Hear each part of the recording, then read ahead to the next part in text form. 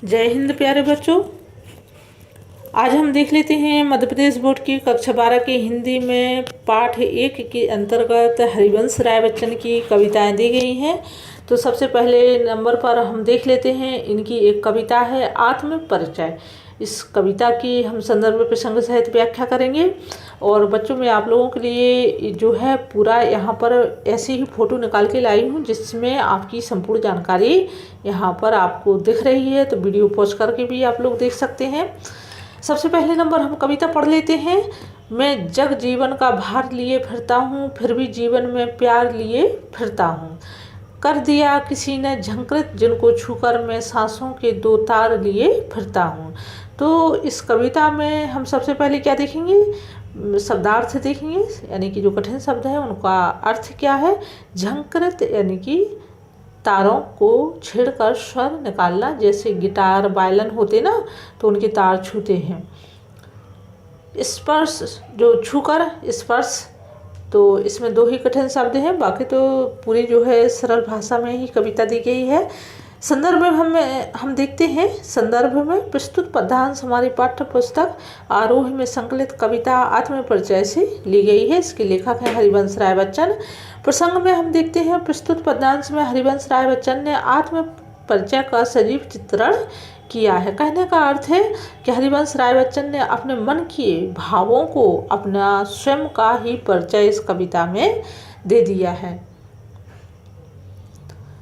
व्याख्या में है, सुप्रसिद्ध छायावादी गीतकार बच्चन जी ने अपने जीवन का बोध कराते हुए लिखते हैं कि मैं जीवन में अनेक जिम्मेदारियों और उत्तरदायित्वों के लिए हुए उनके प्रति सचेत व सजग रहकर भी उनका निर्वहन करता हूँ, यानी कि उन जिम्मेदारियों को बहुत अच्छी तरह से निभा रहा हूँ।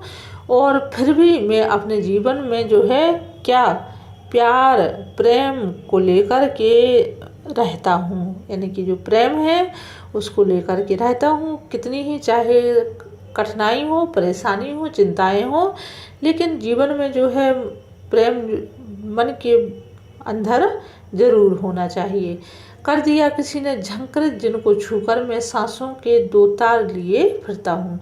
कभी कहते हैं कि मेरे मन के अंदर किसी ने क्या कर दिया, झंकृत, यानी कि जो प्रेम रूपी भाव थे उनको कहीं न कहीं बाहर निकाल दिए, यानी कि जो प्रेम मन के अंदर दबा हुआ था वो किसी के आने से या बातचीत करने से वो भाव जो क्या है वो निकल कर के बाहर आ गए हैं।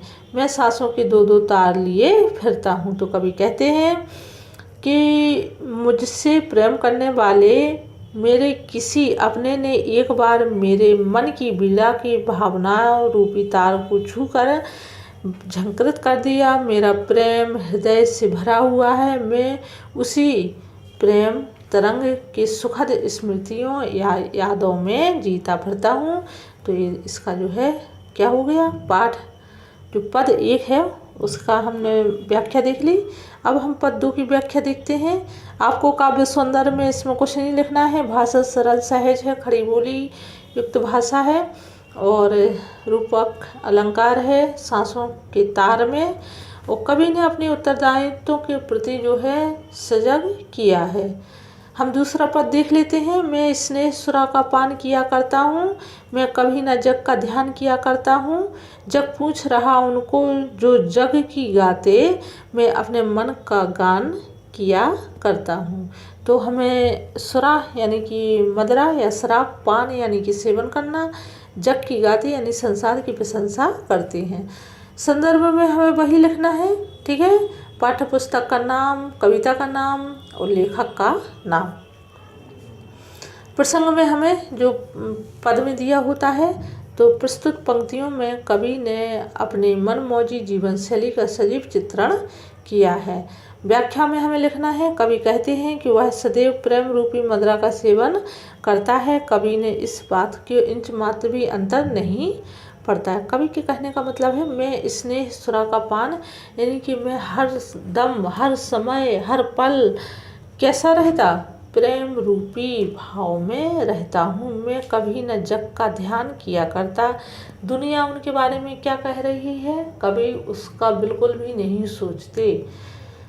जग पूछ रहा उनको जो जग की गाते, मैं अपने मन का गान किया करता हूँ। तो कभी कहते हैं कि दुनिया उसी को पूछती है जो उसकी प्रशंसा या चापलूसी करते हैं, लेकिन मैं दुनिया के बारे में नहीं सोचता। मैं तो अपने मन का गान, यानी कि उनके मन में जो प्रेम रूपी भाव है उसी को गाते फिरते हैं।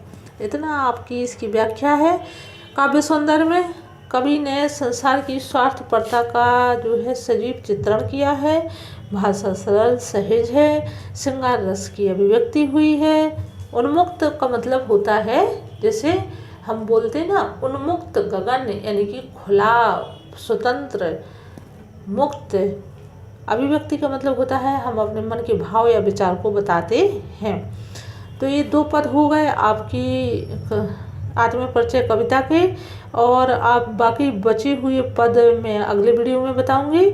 आज इतना ही, और इसके बाद मैं कक्षा 10वीं का वीडियो दूंगी। अभी ये कक्षा 12 की हिंदी, मध्य प्रदेश बोर्ड की हिंदी है।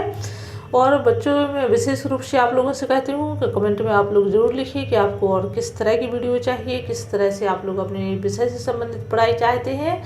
तो हम फिर मिलते हैं नई वीडियो नई जानकारी के साथ। तब तक अपना ध्यान रखिए, पढ़ाई अच्छे से करिए।